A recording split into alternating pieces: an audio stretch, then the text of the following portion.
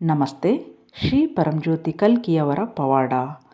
ಇಂದಿನ ಪವಾಡದಲ್ಲಿ ಬೆಂಗಳೂರಿನ ಸುಮನ್ ಅವರು ತಮ್ಮ ಅನುಭವವನ್ನು ಹೀಗೆ ಹಂಚಿಕೊಂಡಿದ್ದಾರೆ. ಭಗವದ್ ಧರ್ಮವನ್ನು ಸ್ವೀಕರಿಸುವ ಮೊದಲು ನನ್ನ ಜೀವನವು ಸಂಪೂರ್ಣವಾಗಿ ಪ್ರಕ್ಷುಬ್ಧತೆ, ಋಣಾತ್ಮಕ ಆಲೋಚನೆಗಳು, ನಿರಂತರ ಭಯ ಮತ್ತು ಆತ್ಮವಿಶ್ವಾಸದ ಕೊರತೆಯಿಂದ ತುಂಬಿತ್ತು. ಪ್ರತಿಯೊಂದು ಕೆಲಸವು ಸಂಘರ್ಷ, ಸ್ಪರ್ಧೆ ಮತ್ತು ಭವಿಷ್ಯದ ಬಗ್ಗೆ ಅನಿಶ್ಚಿತತೆಯನ್ನು ತರುವಂತೆ ತೋರುತ್ತಿತ್ತು. ನನ್ನ ಮನೆಯಿಂದ ಹೊರಗೆ ಹೆಜ್ಜೆ ಇಡುವಾಗಲೂ ಸಹ ಅದು ಆತಂಕ ಮತ್ತು ಭಯದಿಂದ ಕೂಡಿರುತ್ತಿತ್ತು. ಈ ಸವಾಲುಗಳನ್ನು ಜಯಿಸುವುದು ಒಂದು ಯುದ್ಧದಂತೆ ಭಾಸವಾಗುತ್ತಿತ್ತು.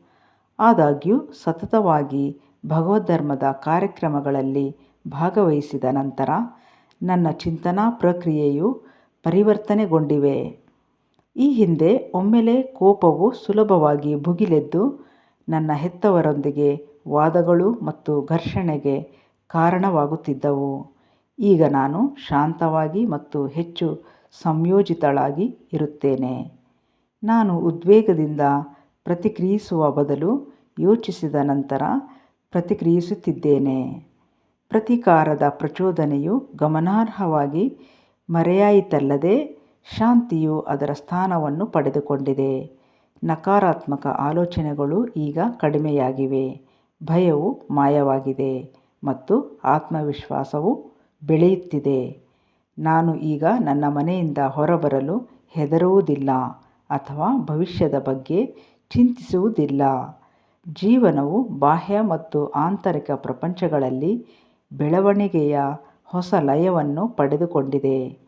ಒಂದು ಕಾಲದಲ್ಲಿ ಬಸವನ ಹುಳುವಿನ ಗತಿಯಲ್ಲಿ ಸಾಗುತ್ತಿದ್ದುದು ಈಗ ಪ್ರಗತಿಯ ಪ್ರಯಾಣವಾಗಿ ಮಾರ್ಪಟ್ಟಿದೆ.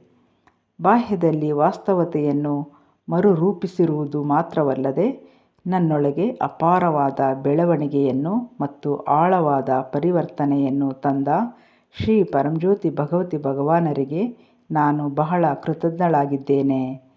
ಭಗವದ್ಧರ್ಮದಲ್ಲಿನ ಜೀವನವು ನಿಜವಾಗಿಯೂ ಒಂದು ಆಶೀರ್ವಾದವಾಗಿದೆ. ಈ ಅಸಾಧಾರಣ ಅನುಗ್ರಹಕ್ಕಾಗಿ ನಾನು ಶ್ರೀ ಪರಂಜ್ಯೋತಿ ಭಗವತಿ ಭಗವಾನರಿಗೆ ನನ್ನ ಹೃತ್ಪೂರ್ವಕ ಧನ್ಯವಾದಗಳನ್ನು ಅರ್ಪಿಸುತ್ತೇನೆ.